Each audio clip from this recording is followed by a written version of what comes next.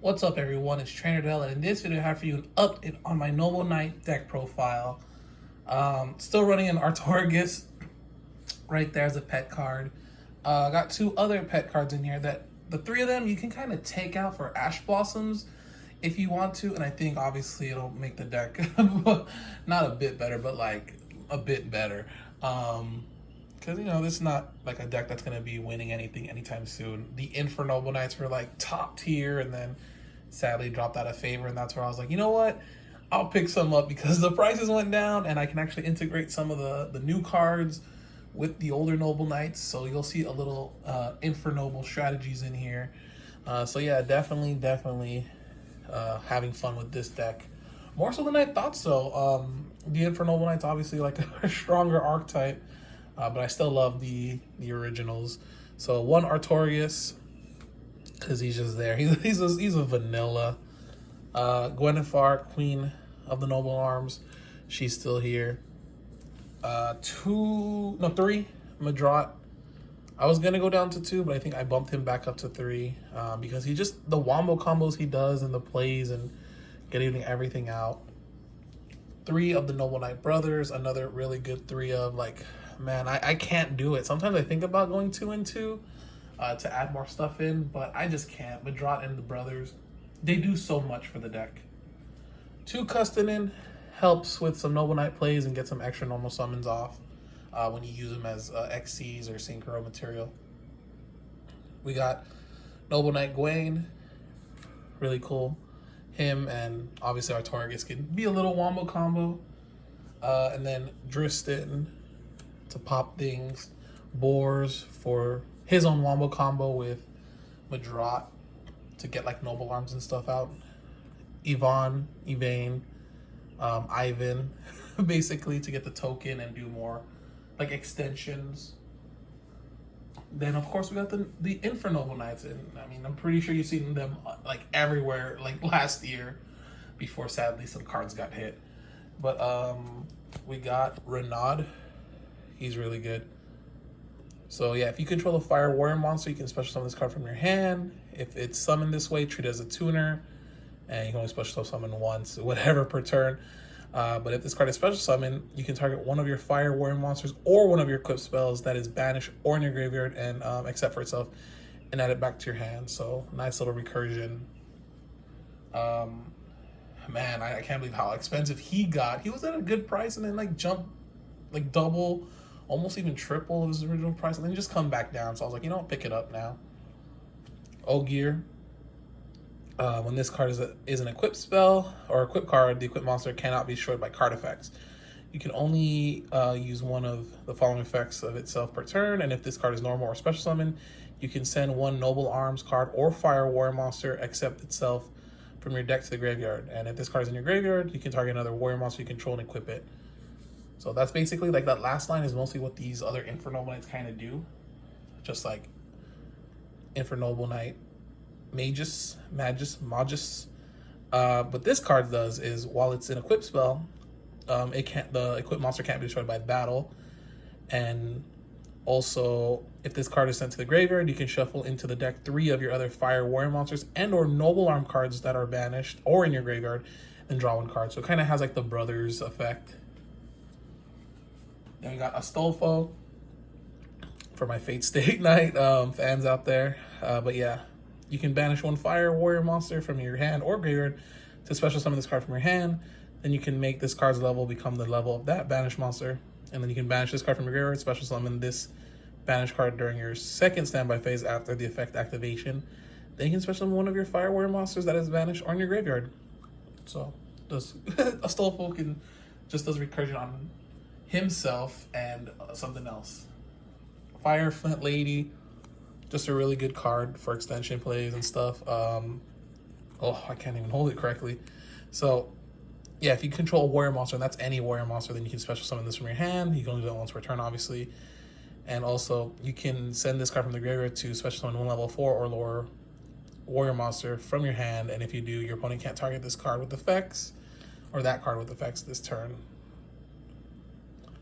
So yeah, really cool card. And ending it off with Immortal Phoenix Gear Free. Just the one of. I mean, if you want to get another one of them, he's also really good. Just banish, you know, like an equipped spell on the field or in the graveyard, and they, you know, he can like negate a card, and then when he attacks a monster, you can just eat up that monster and become an equipped spell on its own. So he's just really cool, like other boss monster. 3 Heritage of the Chalice to search any Noble Knight or Noble Arms. And if a Noble Knight is destroyed by a battle sent to the graveyard, you can add this back to your hand. So, awesome. Glory to the Noble Knights to get some equipped spells from the deck and equip it to a Noble Knight on the field.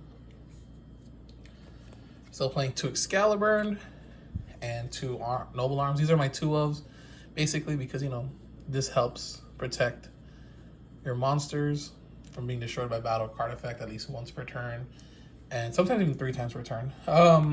And then Noble Arms, Excalibur means they can't be targeted, but also you can banish it, except for the turn that's sent there, to like rank up in a sense. So it's really good to set up like very early on, and then later on, kind of do a blowout move. Caliburn, Gallatin, and Arfaducer are still here. Gain 500 life points. Have 1,000 extra attack and destroy a face down at the cost of life points. And Clarent to attack directly. So yeah. 1 Durandal. You can maybe bump this up to 2, taking out something. But yeah, Durandal's definitely here. When this card is equipped to a monster, you can add 1 level 5 or lower Fire Warrior monster from your deck and add it to your hand. So usually Fireflint Lady is the way to go. And if this card is sent to the graveyard because of the equipped monster sent to the graveyard, you can target 1 level 5 or lower Fire Warrior monster in your graveyard, special summon it. So yeah, and you can't special summon anything else except warrior types, which is totally fine because the deck is mostly warriors. Declare. This is so then like only the monster equipped with it can attack, but it can attack twice. So that's also here. Actually, I should even read the second effect, right? The second effect is pretty cool too. So yeah. So if this card is sent to the graveyard because the equipped monster is sent to the graveyard, you can target 1 face-up monster on the field and destroy it. So it does just the pop ability. It's all right. Reinforcement of the army because it's a Rhoda. Search anything basically except Phoenix Gearfried. Monster Reborn just to bring something back.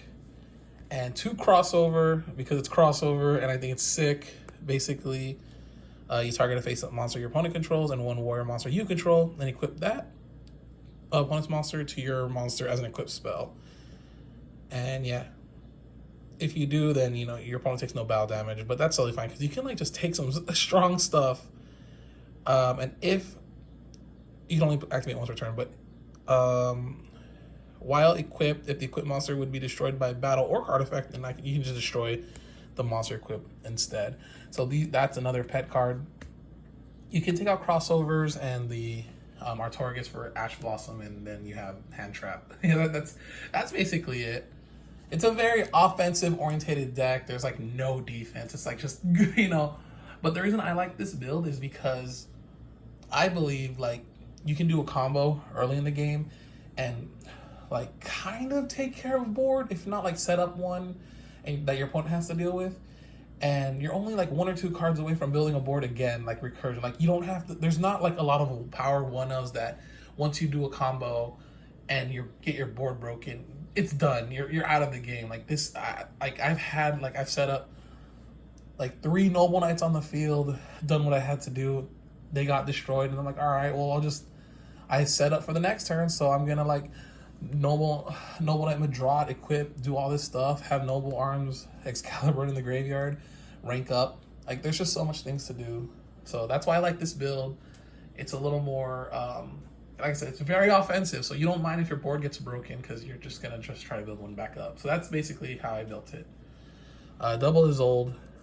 It's Isolde, it's really good. Double Artorgus. You can get away with 1, honestly. The Artorgus, King of the Noble Knights. He doesn't come up way too often, especially there's not a lot of back row. But yeah, still play the 2. 2 King Custonin, another card that you can play 1 of usually. But he does so much. Like the fact that you can just swarm the board mostly and then get multiple Noble Knights, just detach all of them, bounce things, and then you know, remove this from the graveyard, Excalibur, and then go into Sacred Noble Knight King Artorgus is awesome. But that's, yeah, I still run that same ratio of like 2 with all these. But you can kind of get away with 1 here, 1 here. But I think it's good just because you can send them back to the deck or extra deck with brothers, you know, shuffle them back in. We got Cowboy, because Cowboy for game is still funny. Noble Knight, High Lancelot. He's just kind of there for funsies. But because of Renaud and stuff being able to be a tuner, so he is playable. I just kind of had them there just to have a Lancelot. But yeah, Captain Roland is in here. Captain Oliver. Roland, I don't really play as much, but Oliver, obviously, if he attacks while equipped, he pops a card. So obviously, him and Haddock Clear are awesome together. Emperor Charles, y'all know Emperor Charles. Y'all were sick of it, you know what I mean? When it had when it had the hand loops and stuff. But you know, I think it's a little more fair now without hand loops. He just basically, whenever he's equipped with an equipped card, destroy a card in the field, and then at the end step, I believe, or the end phase, you're able to attach an equipped spell from your hand or graveyard to it. So it pops something at the end of the turn. Ferocious Flame Swordsman is here. Just as another link option, and then Moral Sword Dragon for an OTK. Like I said, it's fun to set everything up the first go around, and then like get some damage in or do something, and then turn like your next turn when they kind of break your board, you're just like OTK. It's kind of funny, but that's my Noble Knight deck profile. Like this, the Time Thieves, Dark Magicians are like mainly what I have equipped with me. Oh, and Evil Eye also. So that's why there's not been like a lot of deck profiles, because the decks that I've been playing and like focusing on haven't really got like upgrades or anything too crazy. But this is probably the most drastic change I think for all my decks, just because the prices of some of these went down, and I was like, I'll try to grab them up. Like Durandal, very, very affordable now. So yeah, that's my Noble Knight deck profile. Let me know what you guys think. If you guys are just all in for the Infernoble strategy, if you guys are still going for that. If there's any more old guards playing like the old school Noble Knights, let me know. All right, thanks for watching. Peace.